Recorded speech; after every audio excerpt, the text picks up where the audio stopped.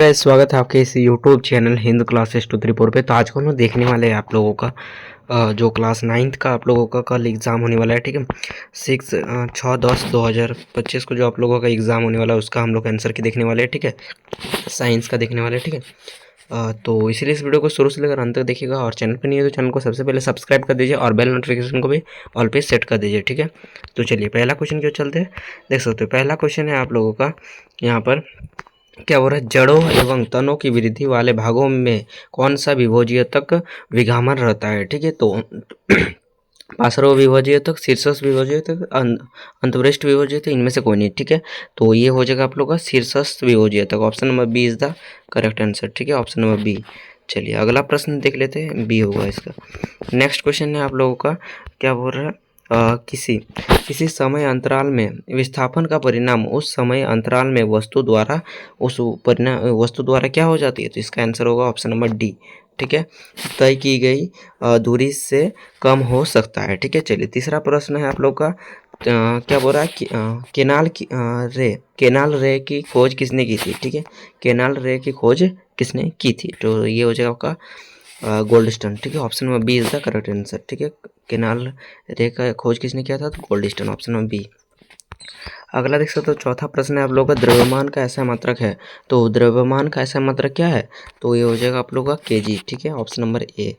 Next question देख लेते हैं आप लोग का, पाँचवा नंबर प्रश्न है। पाँचवा नंबर क्या बोल रहा है, एक तत्व में समस्थानिक में होता है, एक तत्व के समस्थानिक में होता है, क्या होता है।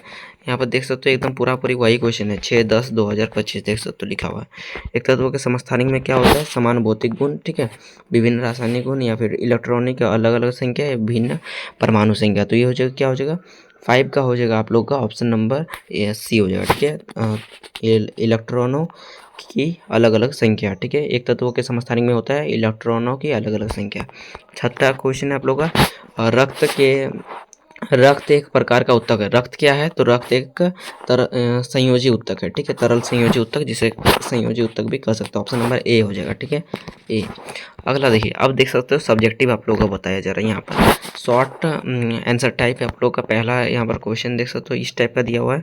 पहला है, थॉमसन ने के मॉडल के अनुसार उन्होंने एक परमाणु के अंदर इलेक्ट्रॉनों की व्यवस्था और धनात्मक क्या बोल रहा है, आवेश का क्या बोल रहा है, घूर्णन कैसे किया। ठीक है, तो ये आप लोग का क्वेश्चन है। ठीक है, सब क्वेश्चन के बाद देख लीजिए। जंतु उत्तकों के 4 प्रकार लिखे, ये दूसरा क्वेश्चन है।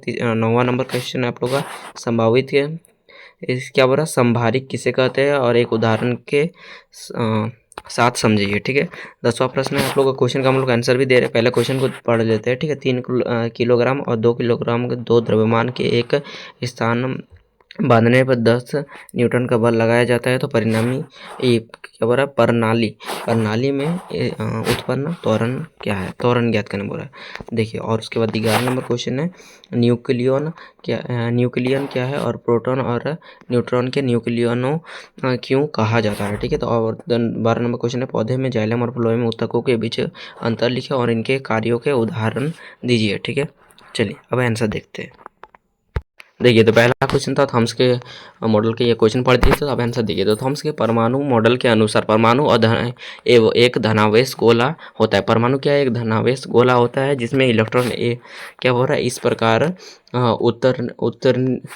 उत्तर्निहित होते हैं, जैसे क्या बोल रहा है, तरबूज में बीज होते हैं। ठीक है, क्या बोल रहा है, धनात्मक आवेश पूरे गोले में समान रूप से फैला होता है और क्या बोल रहा है, ऋणावेश इलेक्ट्रॉन और धनावेश का परिणाम बराबर होता है। ठीक है, जिससे परमाणु विद्युत रूप में उदासीन होता है। ठीक है, ये हो जाए आपका आंसर। ठीक है, आंसर को एक बार लिख लीजिएगा। ठीक है, चलिए अगला देखिए, 8 नंबर क्वेश्चन था, जंतु उत्तकों के 4 प्रकार लिखिए। प्रकार लिखने से भी होगा, आप लोग को इस प्रकार लिख दीजिएगा, जंतु उत्तक के 4 प्रकार इस प्रकार है, तो आप लोग लिख लीजिएगा। पहला लिख लीजिएगा एपिथेलियम उत्तक, ये लिख लीजिएगा। इतना नहीं, डिफिनीशन इतना नहीं लिखने से भी होगा। ठीक है, आप लोग लिख ले लीजिएगा, पहला लिख लीजिएगा एपिथेलियम उत्तक और दूसरा ले लीजिएगा संयोजी उत्तक। ठीक है, और तीसरा लिख लीजिएगा पेशी उत्तक और चौथा लिख लीजिएगा तंत्रिका उत्तक। ठीक है, इस टाइप से आप लोग लिख लीजिएगा, हो जाएगा आपका आंसर क्लियर। ठीक है, चलिए नेक्स्ट क्वेश्चन आप लोग का 9 नंबर क्वेश्चन। ठीक है, ये क्वेश्चन था संभारिक किसे कहते हैं और एक उदाहरण के साथ समझिए। तो देखिए संभारिक किसे कहते हैं। संभारिक वे परमाणु होते हैं जिसकी द्रव्यमान संख्या समान होती है लेकिन परमाणु संख्या भिन्न होती है। ठीक है, संभारिक क्या होता है, इसकी द्रव्यमान संख्या समान होती है परंतु परमाणु संख्या अर्थात एटॉमिक नंबर, ठीक है, और मास नंबर सेम होता है परंतु एटॉमिक नंबर भिन्न होता है। ठीक है, चलिए उदाहरण देख सकते हो। आर्गन जैसे कि हो जाएगा, ठीक है, 14 और 8 लिखा हुआ है, ठीक है, 18।